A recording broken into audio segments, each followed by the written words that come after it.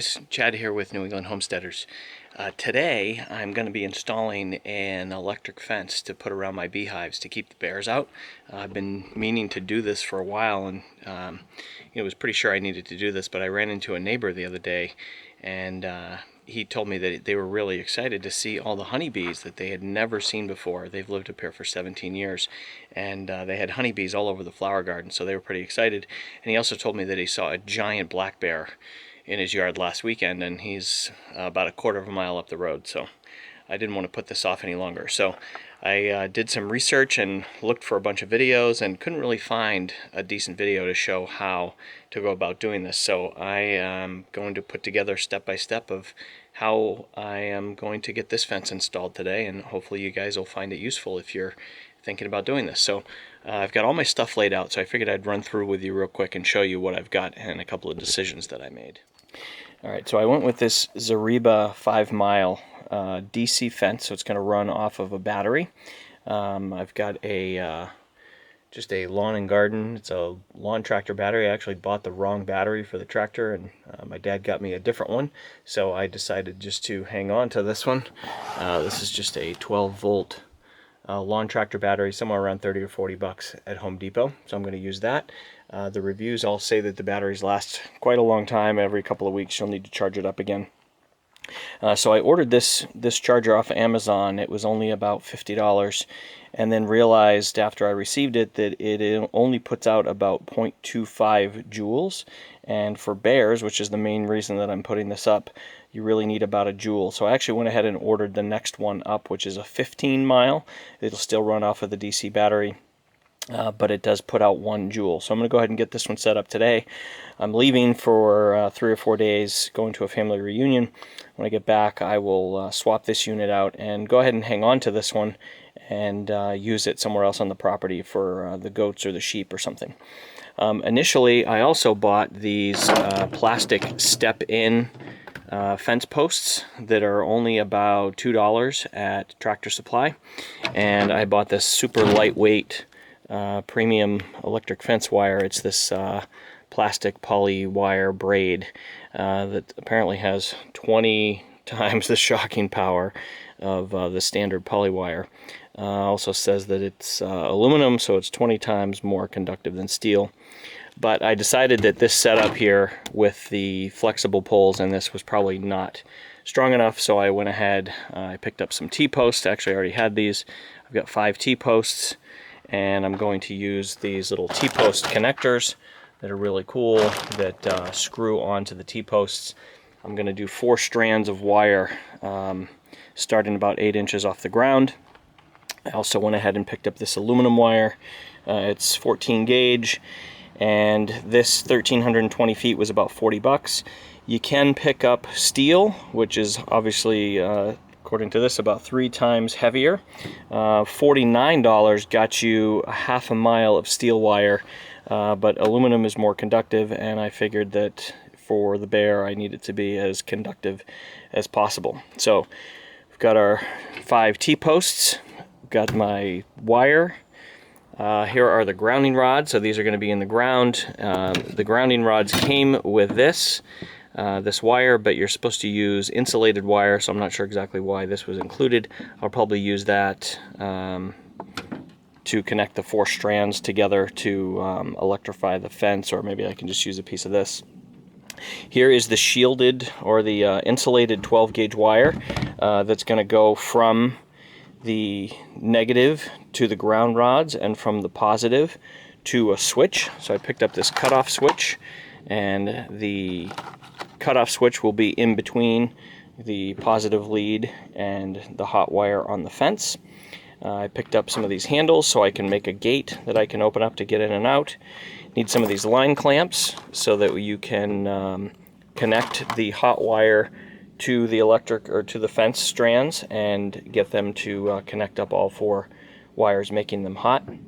Initially, last night we couldn't find these, and I picked up these little stainless steel buckles which are supposed to be pretty decent conductors as well. Probably end up returning those or just hang on to them.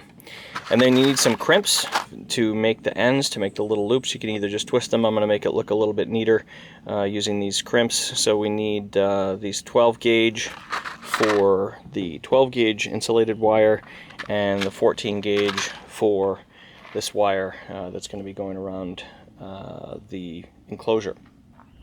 Need some screws, piece of plywood. I'm going to make a little platform so that this can mount on a 4x4 post, some bungees to hold the battery on there. And then I also picked up one of these testers so we can make sure the fence is working. Got my tools all laid out, and I've got a couple of 4x4 posts. The shorter one is going to be where I mount the cutoff switch outside the enclosure. And then this 6-footer will be buried probably about 2 feet down in the ground, and that will support the fence charger and the battery. And then I'll probably just, for the short term, put a plastic bucket upside down, which will protect both of those from the weather. So I think that's everything I need, and a post hole digger so I can dig the holes for those 4x4 posts. So let's get started. Alright, so I got the first 4 posts in. You're supposed to leave about a 3-foot gap behind the beehives. So I've got that set right here. And I drove a second post in over here, so this is where my gate is going to be, using those little handles. And thankfully, here in New Hampshire, at least where I am, the soil here is just awesome, and there's no rocks, and it's actually really easy to drive these in with this T-post driver. I'll show you that. But down in Massachusetts, where we live, you wouldn't get more than an inch or two in, and then you'd have to get a shovel out and start digging rocks.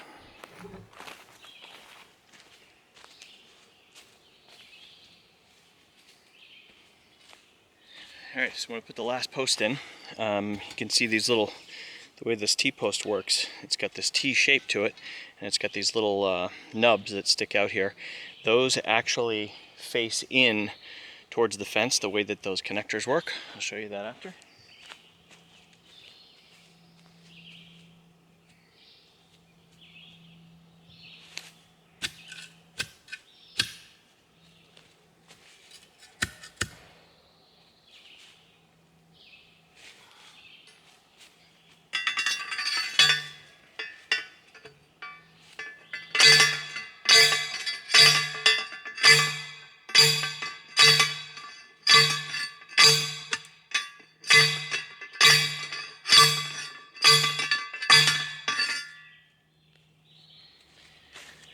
So the thing's pretty cool. I think if I was going to be doing more than these 5, I would probably wear ear protection. My ears are ringing a little bit, but this thing is pretty cool. It's not too heavy, and it took basically no effort to get those posts down in the ground, and they feel pretty solid.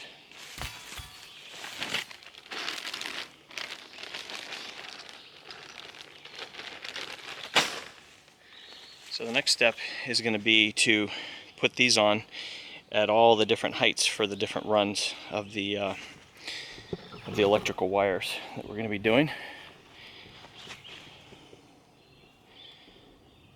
So these are actually going to go on just like this.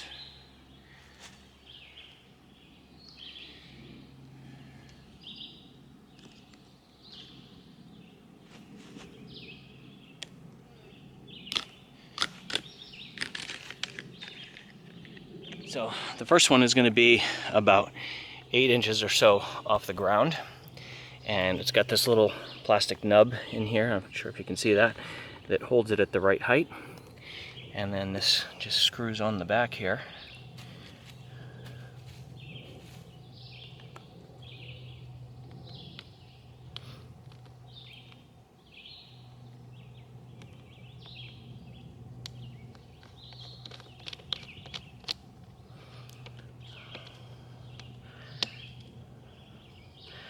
Locks that down snug.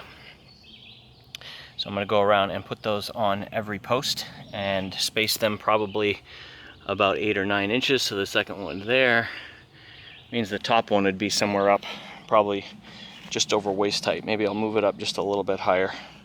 maybe up to about right here probably. So we'll get that done. Hey guys, so I got all the little fence, electric wire fence holders on the T-posts, but I figured out after the first one that this is separated. So it goes on much easier if you kind of spread this like this, and then you can get it to slide right down without damaging that little nub that fits in there. So we'll get this one on here.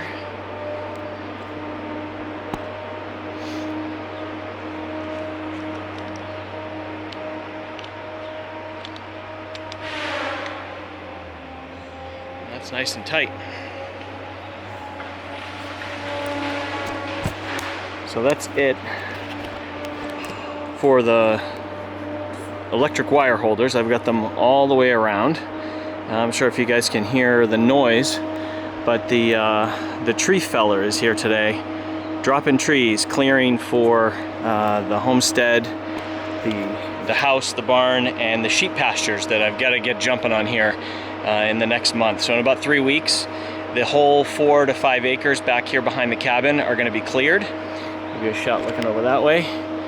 So back behind the cabin there, you might even see a tree drop here. I'll try to get some video of that before I leave. The 4 to 5 acres behind the cabin is going to be cleared, and then I need to build the shed, and I've got to get all the food plots in way in the back, and also need to get the pasture started for the sheep, so I get a solid 2 seasons. We'll get the fall and then the spring to get a couple solid acres of pasture in for the sheep.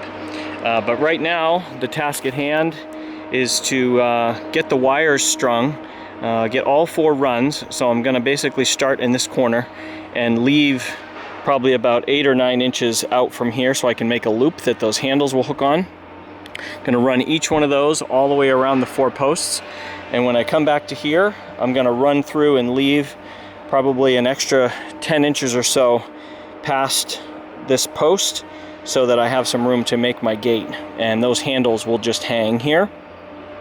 The battery post with the charger is going to be sitting right inside the fence here, so that this area as I walk in behind the hives is open, and then I'll mount that switch on the second post right outside here. So let me get started on that.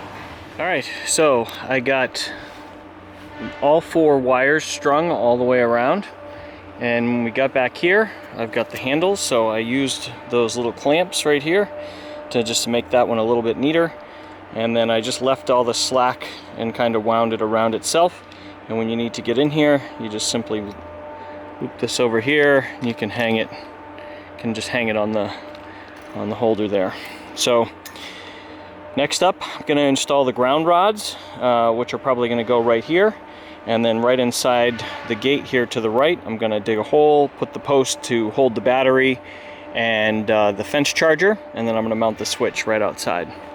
So it is coming together pretty good, and lots of bee activity today. It's actually slowed down just a little. It's been pretty crazy for the last hour or so that I've been out here. This one too.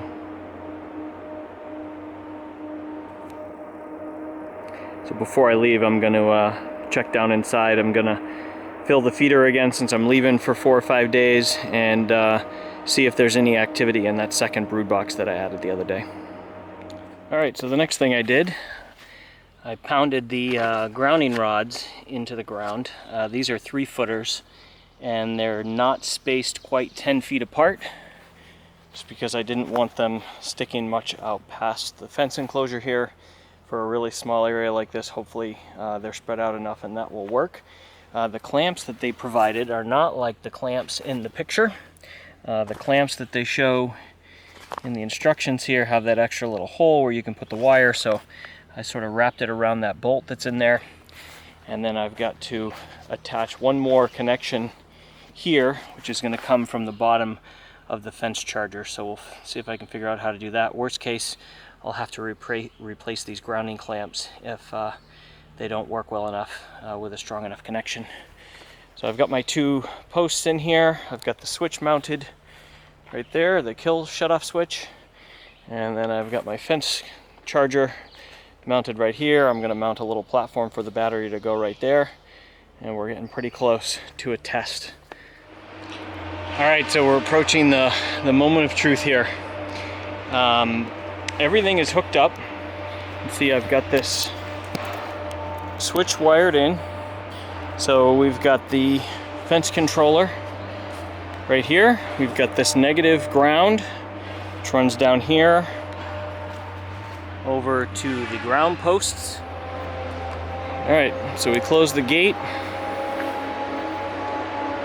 Got all 4 of those. Switch circuit is closed. Everything's hooked up. It's making noise and it's pulsing, so it looks like it's okay. Now I'm going to carefully reach through the fence and turn off the power.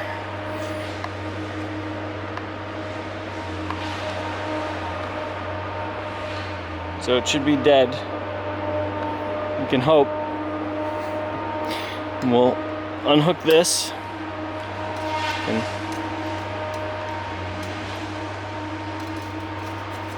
put that on there.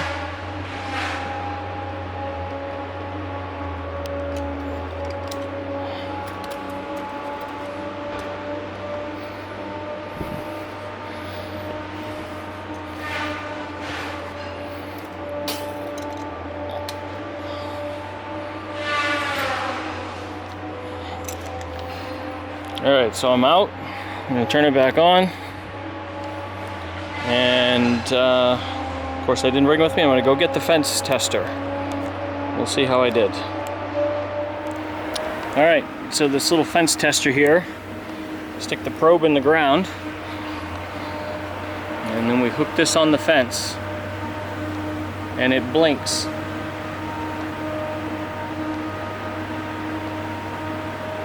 We're getting 7,000 volts.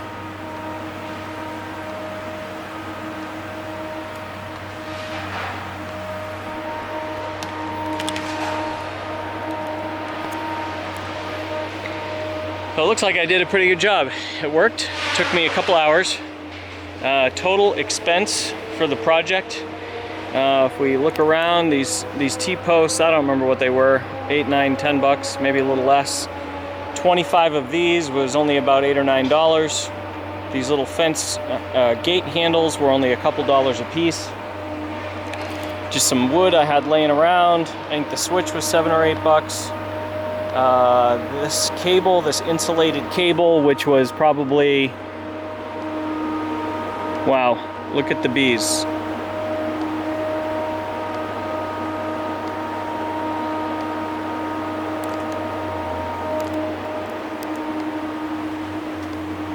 I don't know if they don't like the electricity.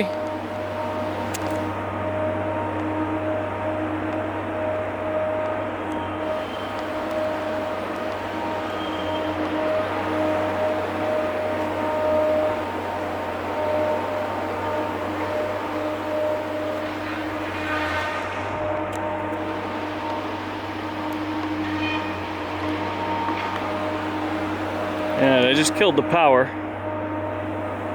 I don't know why they appear to be swarming.